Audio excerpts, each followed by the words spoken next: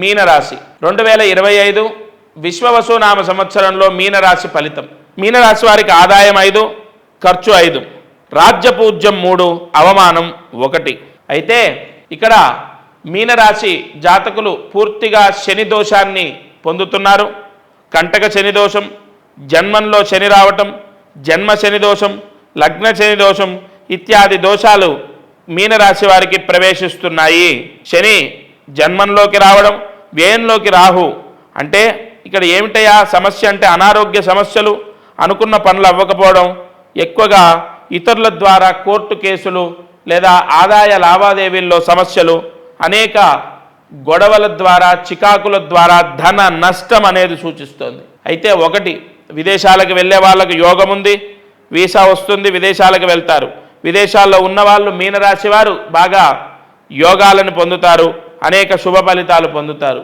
అయితే ఏది ఏమైనప్పటికీ శని దోషము ఉండడం చేత అందులో గురుబలం కూడా లేకపోవడం ద్వారా షష్టమ స్థానంలోకి కేతువు రావడం ద్వారా లోన్లు రిజెక్ట్ అవ్వడము, చదువులో కొంత అశ్రద్ధ, చదువులో మొండితనం, చదువు సరిగా చదవకపోవడం, చెప్పిన మాట వినకపోవడం, చదువులో పూర్తి స్థాయిలో అనుకున్న ఫలితం రాకపోవడం, ప్రభుత్వ ఉద్యోగ ప్రయత్నాల్లో విఫలమవ్వడం, ఓవరాల్గా ఆదాయ నష్టం, వ్యాపార నష్టం, ఉద్యోగ నష్టం, అనేక సమస్యలతో మీనరాశి వారు ఇబ్బంది పడతారు. బాలేనటువంటి రాశుల్లో విశ్వవసునామ సంవత్సరంలో బాలేనటువంటి రాశుల్లో మీనరాశి 1. ఎక్కువగా శని దోషము, గురుబలం లేకపోవడము, అటు రాహుకేతువుల యొక్క ఛాయాగ్రహాల యొక్క బలం కూడా పరిపూర్ణంగా లేకపోవడం చేత మీనరాశి వారికి అనేక ఇబ్బందులు. ప్రధానంగా ఇంట్లో భార్యకు లేదా భర్తకు అనారోగ్య సమస్య ద్వారా వీళ్లకు ఖర్చు సూచిస్తోంది. అలాగే ఇంట్లో పెద్దవారు ఎవరైనా ఆరోగ్య సమస్యతో ఇబ్బందిని పొందుతారు, తద్వారా కూడా వీళ్ళు మానసిక బాధని అనుభవిస్తారు. ఓవరాల్గా మీనరాశి వారికి పూర్తి స్థాయిలో గ్రహ బలం అనేది లేదు. అలాగే నూతన గృహ నిర్మాణ ప్రయత్నాల్లో విఫలమవుతారు, ఉద్యోగ ప్రయత్నాల్లో విఫలమవుతారు. శని ఎఫెక్టు ఏ రకంగానైనా ఈ మీనరాశి పైన పడే అవకాశం ఉంది. షష్టగ్రహ కూటమి కూడా మీనరాశిలోకి వచ్చింది కావున కొంత ఇబ్బందులు వస్తాయి.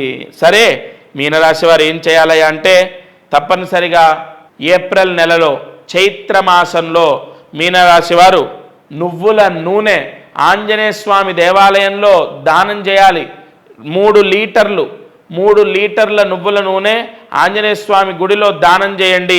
దీపారాధన నిమిత్తం ఇచ్చేసేయండి, తద్వారా కొంత దోషం తగ్గిపోతుంది. అలాగే కుంభకోణం అనే క్షేత్రంలో మీనరాశి వారు ఖచ్చితంగా నిద్ర చేయాలి. కుంభకోణ క్షేత్రంలో దర్శనం చేసుకోవాలి. నిజంగా చెప్తున్నాను, 12 రాశుల వారికి నేను చెప్పినటువంటి క్షేత్రము అక్కడ నిద్ర చేయటం చాలా అద్భుతంగా ఫలిస్తుంది. ఎందుకంటే ఏ రాశి వారికి ఏ గ్రహం చేత ఎక్కువగా బాధింపబడుతున్నారు, ఆ గ్రహానికి ఏ ఆధిపత్య దేవత వరాన్ని ఇస్తుంది అన్న విషయాన్ని రాసుకొని మీకు చెప్తున్నాను. తప్పకుండా మీనరాశి వారు, ఇతర రాశుల వారు నేను చెప్పిన క్షేత్రంలో దర్శనం చేయండి. రేపే వెళ్ళమని చెప్పలేదు కదా, 6 నెలలు సమయం ఉంది. తప్పకుండా వెళ్ళి అక్కడ నిద్ర చేస్తే ప్రశాంతంగా ఉంటారు 2025, 26.